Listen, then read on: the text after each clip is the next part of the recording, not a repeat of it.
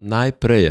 kar se bo verjetno zgodilo, da bojo te boti pogovorna umetna inteligenca, kar jo zdaj tudi vidimo v, ne vem, ChatGPT-ju, Geminiju. Ljudem je pač ta pogovorni del najbolj enostaven, se mi zdi tudi tak umestnik je drugačen, ker smo ga ljudje navajeni. In zdaj, če si predstavljaš, verjetno nekaj naslednja stopnja tega je, da na e-commerceu